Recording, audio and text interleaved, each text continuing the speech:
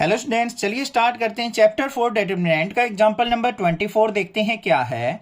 If A equal to this determinant then verify that A into adjoint A equal to mod of A into identity matrix and also find out A inverse.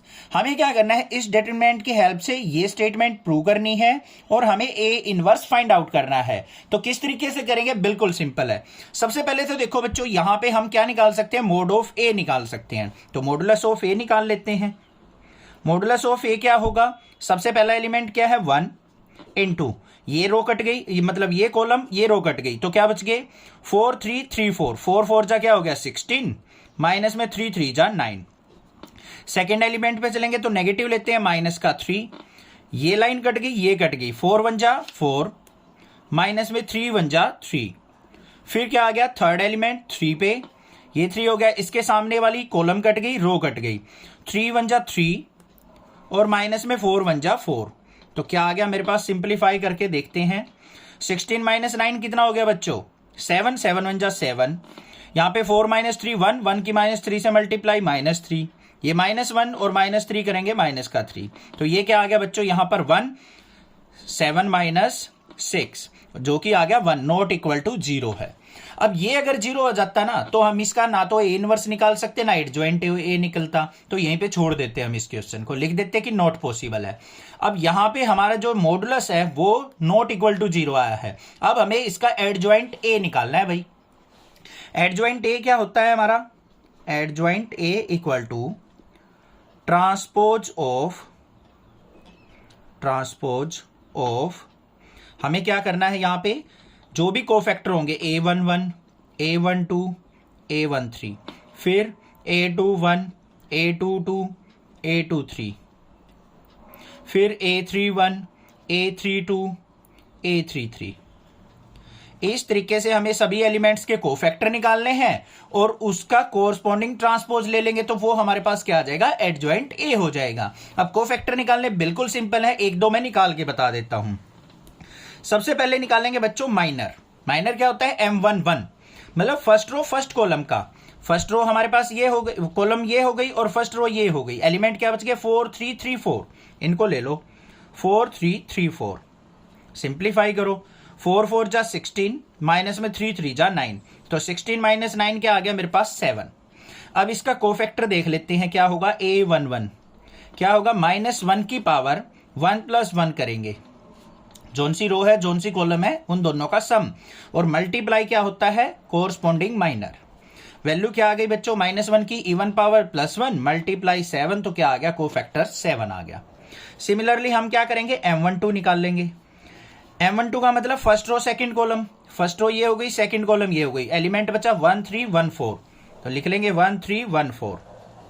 क्या आ गया यहाँ पे 4 1 जा 4 minus में 3 1 जा 3, 4 - 3 क्या आ गया 1।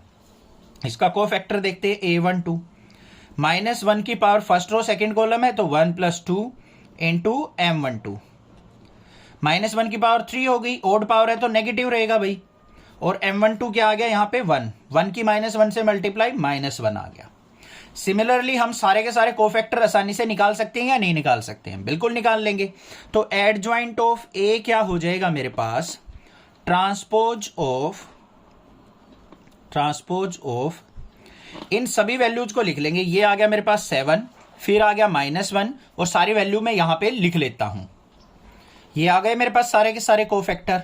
अब हम इसका ट्रांसपोज ले लेते हैं, तो adjoint of A equal to क्या हो गया, इसकी रो की कॉलम बना लो। ये हमारी फर्स्ट रो है, इसकी कॉलम बना दो भाई, 7 -1 -1, ये सेकंड रो है -3 1 0, फिर ये थर्ड है -3 0 1। ये बन गई हमारी एडजॉइंट ए। बात आ गई समझ में। अब हमें क्या प्रूव करना है, ए और एडजॉइंट ए की प्रोडक्ट इक्वल टू क्या है, मोड ऑफ ए इंटू आई की प्रोडक्ट के। देखते हैं भाई इसको, हमारे पास क्या है ये ए डिटर्मिनेंट क्या है, ये रहा। इसको एज इट इज लिखेंगे 1 3 3 1 4 3 1 3 4। इसकी प्रोडक्ट किससे करनी है, एडजॉइंट ए से। तो एडजॉइंट ए की वैल्यू क्या है 7 - 3 -3 -1 1 0 -1 0 1 इक्वल टू क्या, मॉडुलस ऑफ ए क्या आया था हमारा 1 आया था भाई। तो इनटू में आइडेंटिटी मैट्रिक्स क्या होगी, ये 3/3 की है तो 1 0 0 0 1 0 0 0 1।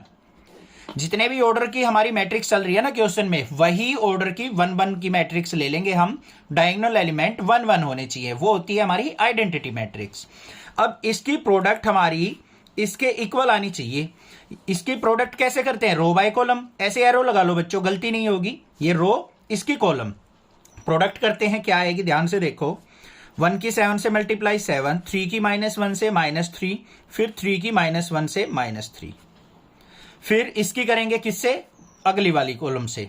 1 की -3 से करेंगे तो -3, 3 की 1 से करेंगे तो प्लस का 3, और 3 की 0 से की तो प्लस की 0। अब थर्ड कॉलम पे जा रहे तो थर्ड ही कॉलम बनेगी। बच्चे कंफ्यूज हो जाते हैं, सर इसकी और इसकी प्रोडक्ट करते टाइम यहां लिखे या यहां लिखे। अब इसकी कॉलम से कर रहे हैं ना, तो कॉलम ही तैयार हो रही है हमारी। 1 की -3 से करेंगे तो -3, 3 की 0 से की तो 0, और 3 की 1 से की तो 3। एक एक एलिमेंट आगे चलते जाओ। फिर इसकी करेंगे 1 की 7 से, फिर 4 की -1 से, फिर 3 की -1 से, फिर 1 की -3 से, 4 की 1 से, और 3 की 0 से 0। समझ में आ गई ना बात। आगे करेंगे फिर क्या आ जाएगी, -3, फिर प्लस का 0, फिर प्लस का 3, फिर आगे चलेंगे 7 -3 -4, फिर -3 + 3, फिर प्लस का 0, -3 + 0 + 4 इक्वल टू क्या आ जाएगी, 1 की इससे मल्टीप्लाई करेंगे तो क्या आ गया, 1 0 0 0 1 0 0 0 1। सिंप्लीफाई कर लो भाई इसको। 7 में से 6 गया 1, 3 में से 3 गया 0, ये भी 0, 7 में से 7 गया 0, ये यहां पर हमारा 4 में से 3 गया 1, फिर 0, फिर ये 0, फिर ये 0, 4 में से 3 गया 1। तो ये ध्यान से देखो भाई, दोनों डिटरमिनेंट हमारे इक्वल आ गए या नहीं आ गए। तो ये क्या हो गया, हैंस प्रूव्ड। समझ में आ गई बात, क्लियर हो गया। इस तरीके से निकालना है। अब हमें ए इनवर्स और फाइंड आउट करना है। ए इनवर्स निकालना बिल्कुल सिंपल है, 1/mod of A into adjoint ए, ये फॉर्मूला होता है भाई। ए इनवर्स इक्वल टू क्या हो गया, मॉडुलस ऑफ ए क्या आया था 1, तो 1/1 क्या हो जाएगा इस तरीके से। एडजॉइंट ए क्या था हमारा, ये रहा, इसको लिख देंगे 7 - 3 -3 -1 1 0 -1 0 1। फाइनल आंसर क्या हो गया, 1 से इसको डिवाइड करेंगे, यही रहेगा 7 - 3 -3 -1 1 0 -1 0 1। ये आंसर हो गया हमारा। यहां पे मान लो 1/2 होता तो 2 से डिवाइड कर देते सबको, 3 होता तो 3 से डिवाइड कर देते। समझ में आ गया, क्लियर है, कोई दिक्कत नहीं होनी चाहिए। किस तरीके से हमें कोई भी स्टेटमेंट दे रखी हो, स्टेप वाइज चलते रहो, गड़बड़ होगी ही नहीं कभी भी। अगर जल्दबाजी करोगे ना तो कंफ्यूजन होती है।